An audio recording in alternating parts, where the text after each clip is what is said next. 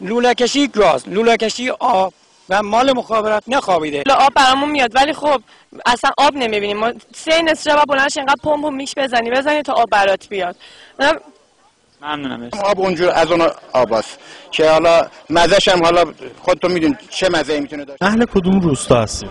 بسم الله الرحمن الرحیم. ضمن عرض سلام و خسته نباشید خدمت جناب عالی و همکاران بزرگوارتون و با عرض تسلیت به مناسبت ایام فاطمیه و حج حرمت حرمین شریفین عسکرین، بنده اهل روستای محمودآباد کهنه و عشایری شترخوار. عزیزانه درخواست دارم به این ملت، هیچ فرق نمیکنه، ما هم برادر کوچکی اینا هستیم، اینا هم خواهرای اونا هستن. بقول یه پیرمرد پدرونه. خود شما چه درخواستی داری؟ من درخواست آب دارم.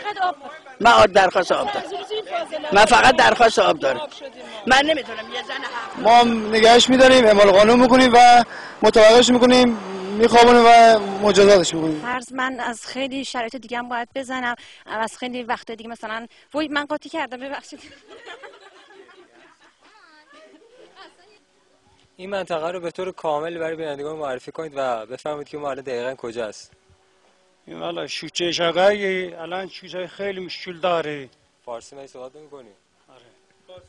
فارسی صحبت. آره دیگه خیلی مشکل داره. این شوچه دیدید چجوریه؟ الان لجن خونه ها الان تکمیل شده یا نه؟ 40%. بسم الله الرحمن الرحیم.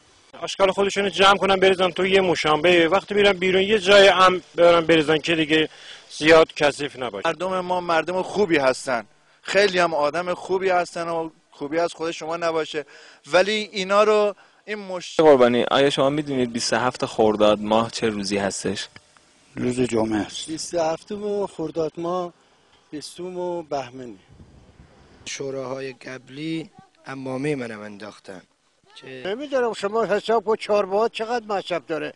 این آبم چیز غذا میذاره، غذا نمیپزه، نمیدونم علتش چیه. ما 120 من حقوق میگیم. آبش دیرپزه. آره دیرپزه. سر کوچه خودمون دیدم در حیاتمون کمی بازه، خانومم پشت در تو حیات نشسته و مهمونایی هم که اومدن همه خوابن، اشاره کرد به من بیا. یه نفر هول شد رفت داد، بقیه ندارن که بدن، حالا با چیکار کنم؟ شما اینو با ما بگید. باقی هول نشن نده. بله. نگیم غیبت نکنیم، تهمت نزنیم، مال مردم رو نخوریم، حجابمون رو رعایت کنیم، جایی که نباید نشون نامحرم بدیم ندیم. برای خانوما خیلی سنگین تر شده، چون جنگ الانی که ما داریم جنگ پشت هستش، قبلا روبرو بوده، جنگ روبرو راحت تر. ما یکی یک کشور داره، ما از اونا میتونن از ما استفاده بینه کنن، ما اجازه میدیم این استفاده از ما کنن.